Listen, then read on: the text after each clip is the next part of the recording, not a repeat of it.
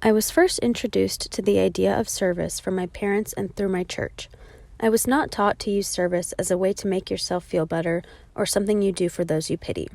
Instead, I was taught that service is something that you do with humility and without complaint. It is a sacrifice that you make to better the well-being of others because it is the right thing to do. When I was younger, my main motivation for volunteering and doing community work was because my parents did, or because my youth group was organizing it and I participated. As I became more educated about the realities of life and the community around me, the work I did became more meaningful. To me, meaningful service is a long-term commitment to bettering your community and educating yourself. When thinking about what I wanted to study in college, I reflected on the excitement I got from my biology course in high school.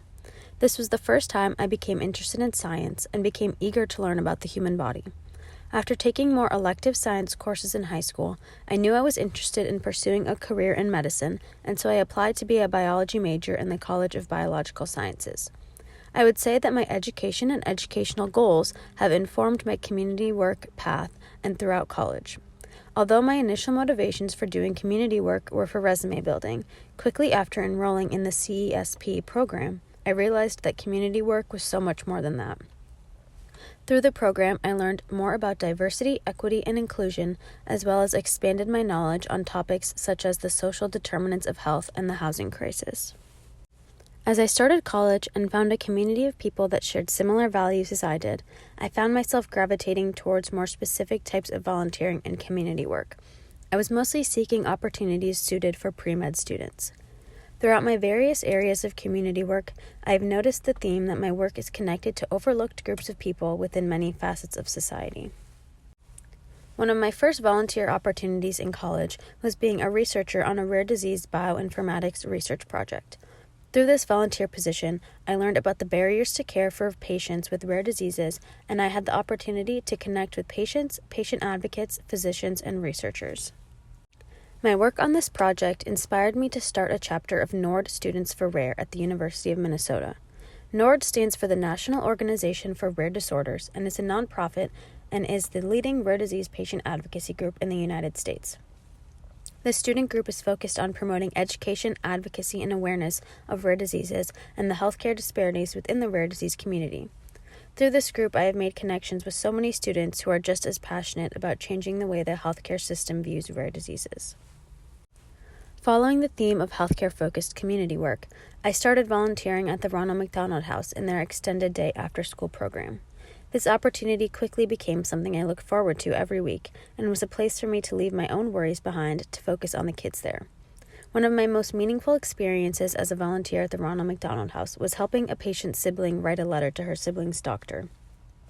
I watched this girl decorate a piece of paper with stamps and stickers, and then I helped her with spelling as she wrote the message.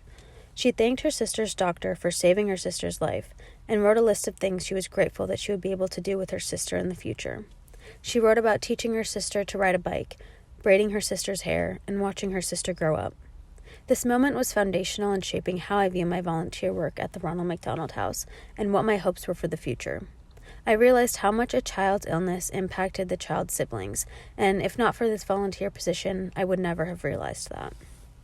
Another community organization I have been volunteering at since before college is FOCUS. FOCUS stands for Food, Occupation, Clothing, Understanding, and Service. It is an Orthodox Christian-based nonprofit whose mission is to provide assistance to the underserved communities in Minneapolis and St. Paul.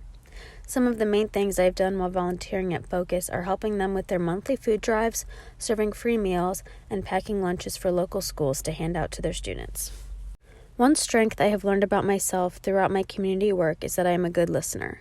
During my time at FOCUS and the Ronald McDonald House, I have had the opportunity to listen to people share about themselves and meet people where they are at. I have learned the importance of each individual I meet and their story. My time at the Ronald McDonald House has shown me how important this is to the children as well.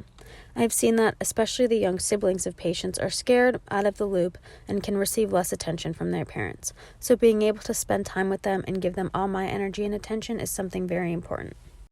Author Parker Palmer wrote about vocation, which is a strong inclination to a particular state or course of action. Palmer states that vocation does not come from willfulness, it comes from listening.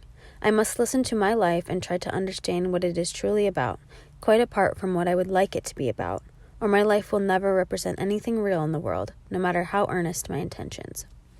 This quote resonates with me because over the past few years, I have not only learned to listen to people I meet while doing community work, but also to myself. I like how this quote reminds us that our life path may not always be what we would like it to be, and we must take things as they come and reflect deeper on the direction of our life. Since working at the Ronald McDonald House Focus and on the Rare Disease Research Project, I have learned how to find importance and joy in small moments. Small moments like connecting with someone new, learning something new, or making someone smile. College is a time where what we find meaning in can change and be unclear, but having strong ties to community work and various organizations has helped me feel grounded and served as a guide for what is meaningful to me. As I prepare to graduate from college in a few months, I am going to take a gap year and apply to medical school. During my gap year, I hope to continue working at 2 local emergency departments as a medical scribe, travel to new and old places, and deepen my connection to the organizations I worked with as a student. The things I have learned through the CESP program and my community work, such as who I am as an individual and as a community member, and how to appreciate the values of myself and others, will stay with me long after my time in the program has ended.